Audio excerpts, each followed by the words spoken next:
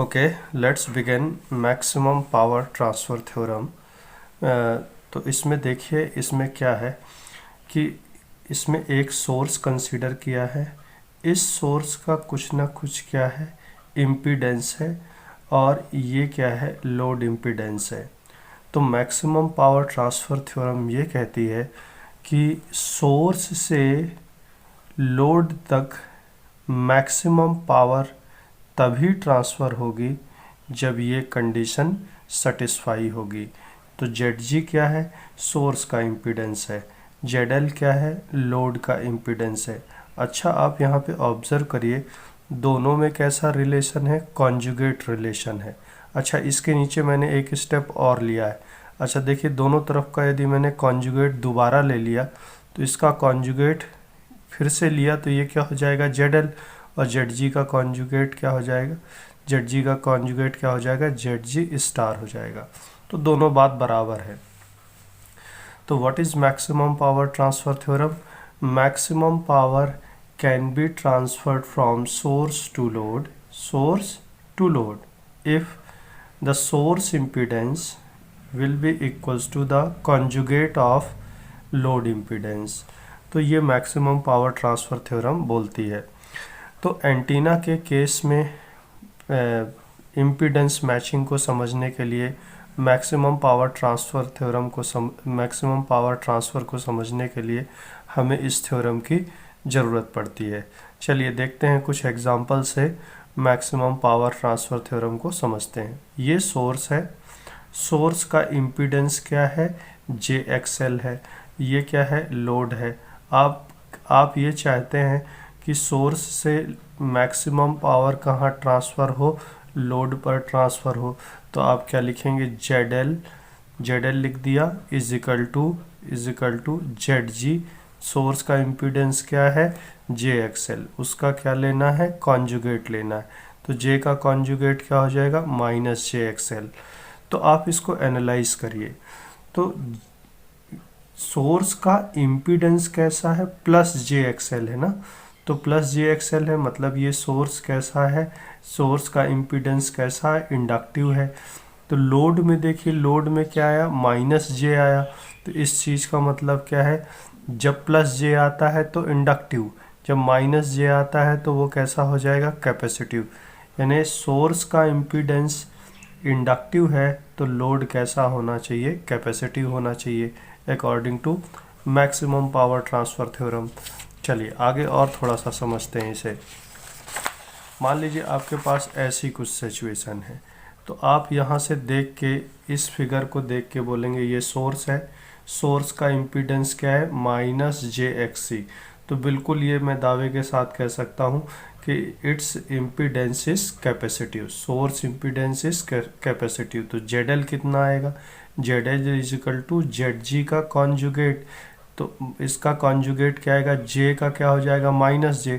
तो minus minus क्या हो जाएगा, प्लस JXC हो जाएगा। इसका क्या मतलब निकला, यदि सोर्स इम्पीडेंस कैपेसिटिव है तो लोड इम्पीडेंस कैसा होगा, लोड इम्पीडेंस इंडक्टिव होना चाहिए। चलिए इसको समझते हैं। मान लीजिए सोर्स का रेजिस्टेंस कितना है, R1 है। तो लोड का रेजिस्टेंस क्या होना चाहिए, लोड का इम्पीडेंस क्या होना चाहिए, load impedance is equal to ZG का कॉन्जुगेट। तो ZG की वैल्यू कितनी है यहाँ पे, R1। R1 का कॉन्जुगेट क्या आएगा, R1। ये आपको बहुत अच्छी चीज़ बताता है। क्या बताता है, सोर्स कैसा है, प्योरली रजिस्टिव है। सोर्स कैसा है, सोर्स प्योरली रजिस्टिव है। लोड कैसा आया, लोड भी प्योरली रजिस्टिव आया।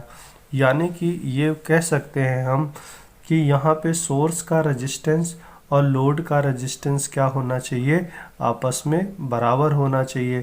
तभी क्या होगा, maximum power will be transferred from source to load. Okay, so what you have got from here कि this maximum power will be transferred if source resistance is equal to load resistance. Can I say कि यहाँ पे देखिए दोनों resistance equal होना चाहिए, मतलब impedance, दोनों का इम्पीडेंस क्या होना चाहिए, दोनों का इम्पीडेंस मैच होना चाहिए। चलिए एक और एग्जांपल देखते हैं। यहाँ पे देखिए, यहाँ एक सोर्स है, सोर्स का इम्पीडेंस क्या है, R1 प्लस JXL। तो यहाँ लोड इम्पीडेंस कैसा होना चाहिए, ZL is equal to ZG की वैल्यू कितनी है, R1 प्लस JXL। इसका क्या होना चाहिए, कॉन्जुगेट होना चाहिए। तो इसका कॉन्जुगेट क्या आएगा, R1 minus J times of XL। तो in this way the final conclusion is कि मैक्सिमम पावर तभी ट्रांसफ़र होगी जब इन दोनों में कैसा रिलेशन होगा, कॉन्जुगेट रिलेशन होगा, अदरवाइज नहीं। लेकिन यहाँ पे एक चीज़ और अच्छी देखी कि इम्पीडेंस मैचिंग क्या है, मतलब कि सोर्स का रेजिस्टेंस लोड के रेजिस्टेंस से क्या हो जाए, बराबर हो जाए। ये भी एक कंक्लूज़न निकला यहाँ से। चलिए इसको हम एंटीना पॉइंट ऑफ व्यू से देखते हैं कि क्या होगा एंटीना पॉइंट ऑफ व्यू से।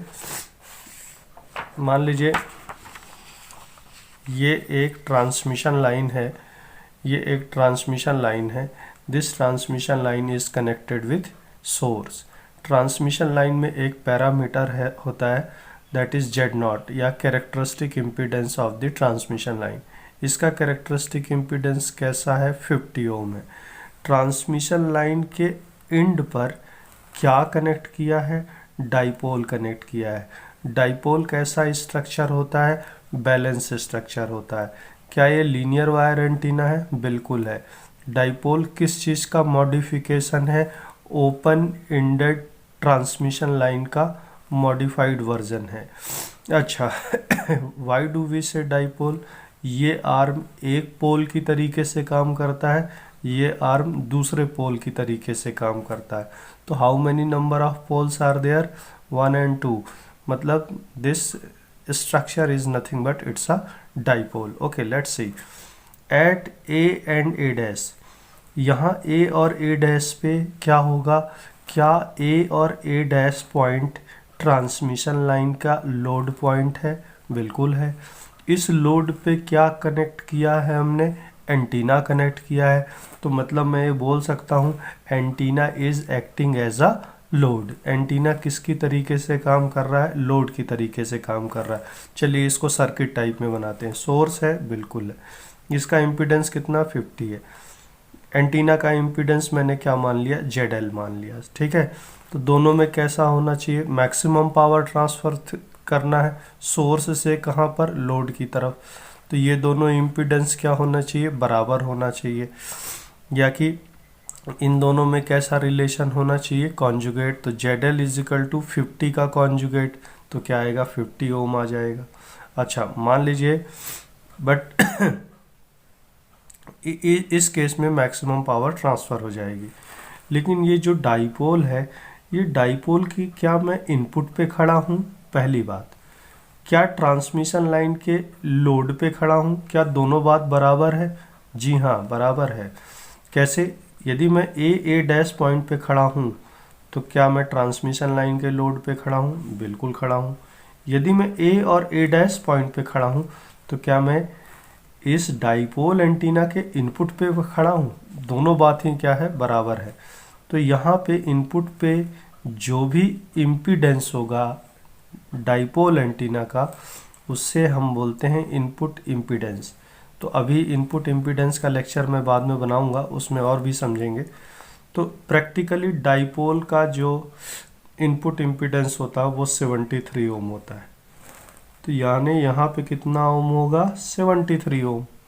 अच्छा यहाँ पे 73 ओम है और यहाँ पे 50 ओम है, क्या मैक्सिमम पावर ट्रांसफ़र होगी, आंसर इज़ नो। क्या दोनों का इम्पीडेंस मैच कर रहा है, आंसर इज़ नो। तो देखिए क्या होगा, एक पैरामीटर पढ़ते हैं रिफ्लेक्शन कोफिशिएंट। रिफ्लेक्शन कोफिशिएंट क्या बताता है, ZA मतलब एंटीना का इम्पीडेंस माइनस Z0 मतलब ट्रांसमिशन लाइन का कैरेक्टरिस्टिक इम्पीडेंस। यहाँ ZA की वैल्यू कितनी है, 73 ओम मतलब एंटीना का इम्पीडेंस। Z0 कितना है, 50 ओम मतलब ट्रांसमिशन लाइन का इम्पीडेंस। दोनों में 73 minus 50 upon 73 plus 50। Suppose that ये कुछ वैल्यू आएगी 0.163 समथिंग। तो इस चीज़ का मतलब क्या है कि रिफ्लेक्शन कोफिशिएंट यहाँ पे प्रेजेंट है, इस चीज़ का मतलब ये है कि यहाँ से जो भी एनर्जी आ रही है, कुछ एनर्जी एंटीना को ट्रांसफ़र हो जाएगी और कुछ एनर्जी रिफ्लेक्टेड बैक हो जाएगी। यदि एनर्जी का रिफ्लेक्शन हो गया तो क्या मैक्सिमम पावर ट्रांसफ़र हुई? Answer is no. मतलब यहाँ से जो भी एनर्जी आ रही थी, यदि पूरी की पूरी एनर्जी एंटीना में चली जाती तब मैं बोलता कि मैक्सिमम पावर ट्रांसफ़र हुई है। तो मतलब क्या बात समझ में आई? जहाँ पे इम्पीडेंस मैच नहीं करता है वहाँ पे क्या होता है? रिफ्लेक्शन होता है। रिफ्लेक्शन होने का मतलब क्या है कि यहाँ से कुछ एनर्जी क्या हो जाएगी? रिफ्लेक्ट बैक हो जाएगी। ठीक है, तो चलिए और आगे देखते हैं। तो क्या इस केस में मैक्सिमम पावर ट्रांसफ़र हुई? नहीं हुई। चलिए और आगे देखते हैं क्या होता है। मान लीजिए एक और केस कंसीडर करिए कि हमने ए डैश क्या ट्रांसमिशन लाइन का लोड पॉइंट है? बिल्कुल है। क्या ए डैश पॉइंट जो है वो एंटीना का इनपुट है? बिल्कुल है। तो क्या मैं इसको लोड बोलता हूँ और एंटीना का इम्पीडेंस जो जेड इन है, दोनों बात बराबर ही है। अच्छा देखिए, इसको देखिए, यहाँ 50 है, यहाँ 73 प्लस जे 43 है। क्या दोनों मैच कर रहे हैं? बिल्कुल मैच नहीं कर रहे हैं। तो देखिए इसमें से इसको माइनस करिए, 73 प्लस जे 43, रिफ्लेक्शन कोफिशिएंट हम निकाल रहे हैं। यदि दोनों में इम्पीडेंस मैच नहीं करेगा तो ऑब्वियस सी बात है यहाँ से रिफ्लेक्शन हो जाएगा। -50 डिवाइडेड बाई 73 प्लस जे 43 50। क्या यहाँ पर रिफ्लेक्शन कोफिशिएंट की कुछ वैल्यू मिलेगी? बिल्कुल मिलेगी, मतलब रिफ्लेक्शन यहाँ पर होगा। अच्छा, सी पॉइंट और डी पॉइंट को देखिए। क्या सी पॉइंट पे करंट की वैल्यू 0 होगी? रिकॉल दैट कि इस पॉइंट पे क्या होगा, मैंने पिछले लेक्चर में बताया है। इस पॉइंट पे करंट क्या होगा? 0। वोल्टेज क्या होगा? मैक्सिमम। जहाँ पे ऐसी सिचुएशन मिल जाती है, current minimum voltage maximum. Centre पे क्या होगा? Current maximum voltage minimum. D point पे क्या होगा? करंट मिनिमम होगा और वोल्टेज कैसा होगा? मैक्सिमम होगा। ऐसे पैटर्न को क्या बोलते हैं? स्टैंडिंग वेव पैटर्न बोलते हैं। तो सी पॉइंट पे इम्पीडेंस कितना होगा? देखिए इम्पीडेंस क्या होता है? Voltage divided by current. Voltage कैसा? मैक्सिमम। करंट कैसा है? मिनिमम। तो न्यूमरेटर ज़्यादा है, डिनोमिनेटर और कम है, तो ऑब्वियस सी बात है ये क्वांटिटी बहुत ज़्यादा होगी।